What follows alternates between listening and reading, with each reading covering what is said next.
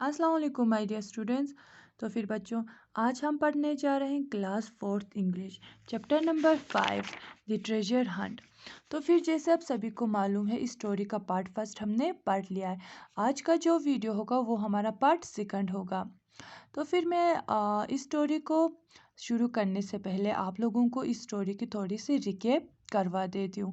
हमने इस स्टोरी में जेम्स हॉकिंस नाम का एक लड़का देखा था, ठीक है, जो कि ग्रुप ऑफ पायरेट्स के साथ यानी कि समंदरी लुटेरों के साथ कहाँ पे जा रहे थे, एक ट्रेजर आइलैंड पे जा रहे थे। किसकी तलाश में? खजाने की तलाश में। तो फिर एक रात को ये जो जेम्स था, इसने सुना कि ये जो कैप्टन है और ये जो कैप्टन था वो अपने सेलर्स के साथ बात कर रहे थे, जो ही हमें ख़जाना मिल जाएगा, ख़जाना हम खुद को रख लेंगे। जो सुनने के बाद ये जो जेम्स था वो थोड़ा सा डर गया। उसे लगा कि ये कैप्टन अपने वादे को पूरा नहीं करेगा। ठीक है, तो फिर आज हम आगे इस स्टोरी को पढ़ना स्टार्ट करते हैं। A tall tree was the chief maker. Right before us was a bit of flat ground 2 over 300 feet high.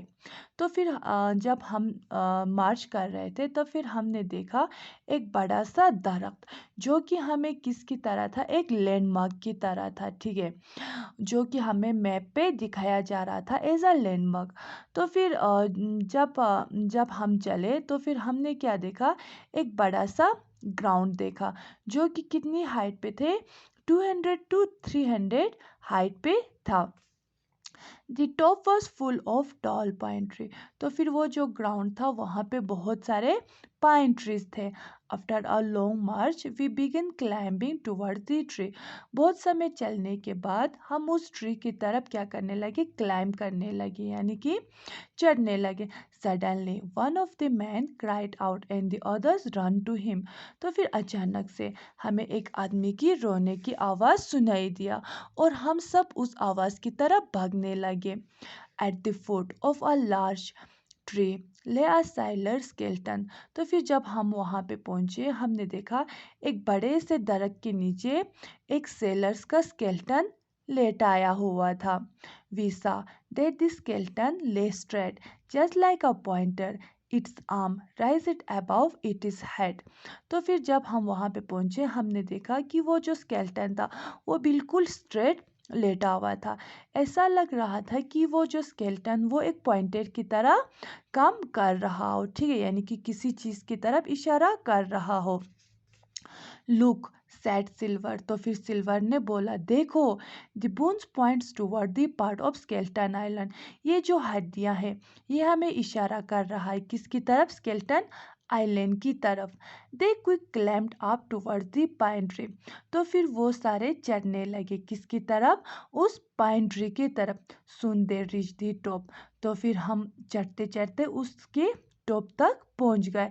As soon as they reached the high ground, Silver and his man sat down to rest.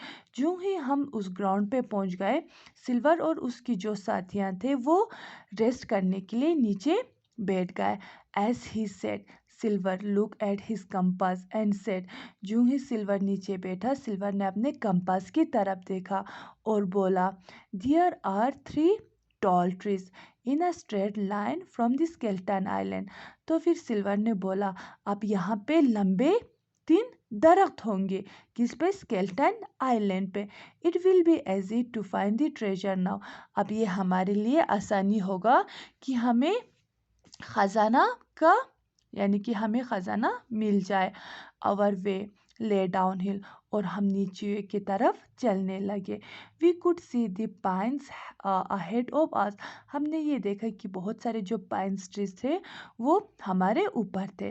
The first 2 tall trees were the wrong ones according to the Silver compass.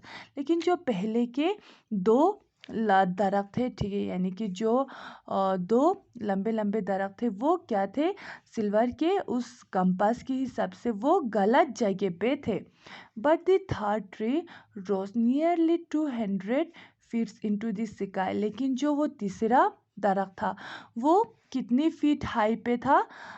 200 feet high पे था, यानी कि वो sky की तरफ touch कर रहा था। The man knew that the gold lay but it under it is the shadow।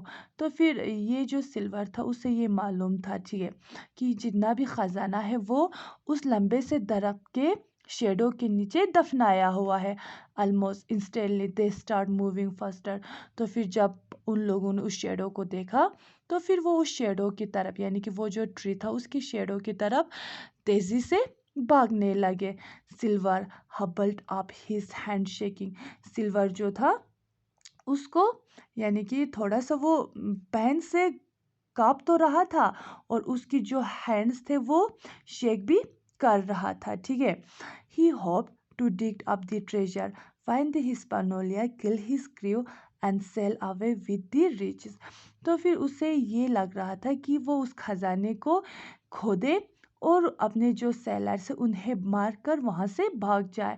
Afraid of this I could hardly kept up with the treasure hunters. और मुझे इसी बात का डर लग रहा था, तो फिर मैं भी उनकी ही स्पीड से चलने लगा। सुन दोस इन फ्रंट स्टार्ट रनिंग, और मैं उनके सामने मैं भी तेजी से भागने लगा।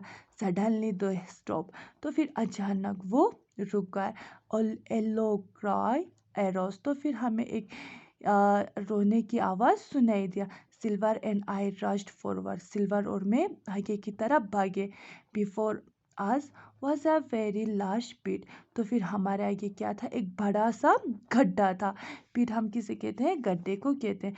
Someone had dug it up a long time ago, ऐसा लग रहा था कि किसी ने पहले से ही वहां से खजाना निकाल कर लेकर चला गया हो।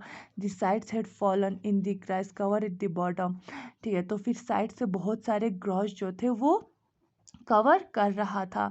The hidden treasure had been removed, वहाँ पे जो खजाना था उसे निकाल लिया था। All 700,000 pounds of gold were gone, वहाँ पे जितना भी खजाना था वो सारा चला गया था, ठीक है। यानी कि इनमें से न सिल्वर को कुछ मिला ना जेम्स को कुछ मिला। वहाँ पे जो भी खजाना था वो पहले से ही निकाल लिया था। तो फिर इस स्टोरी का मोरल क्या निकलता है, इस स्टोरी का मोरल हमें ये निकलता है कि हमें क्या अपने वादे पे कायम रहना चाहिए। अगर हमने किसी से कुछ प्रॉमिस किया हो तो फिर हमें अपने प्रॉमिस को पूरा करना चाहिए। और जब भी हम किसी से प्रॉमिस करते हैं तो फिर हमें प्रॉमिस करने से पहले 1000 बार सोचना चाहिए कि मैं उस प्रॉमिस को पूरा कर पाऊंगा कि नहीं, ठीक है। और उस प्रॉमिस को पूरा करने के लिए हमसे जितना हो सकता है हमें वो सारी चीज़ें करना चाहिए।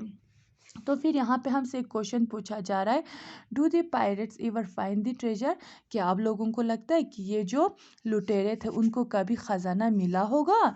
Does Jim gets his share of gold, क्या जिम को अपना हिस्सा मिला होगा। Read Treasure Island by Robert Louis Stevenson to find out, अब हमें इसकी पूरी स्टोरी को पढ़ना पड़ेगा, यानी कि जो इसका बुक है वो पूरा पढ़ना पड़ेगा हमें इस स्टोरी को समझने के लिए। तो फिर ये था हमारा स्टोरी। कल हम करेंगे इसके क्वेश्चन आंसर जो कि होगा हमारा पेज नंबर 48 पे। मुझे उम्मीद है बच्चों आप लोगों को ये समझ में आया होगा।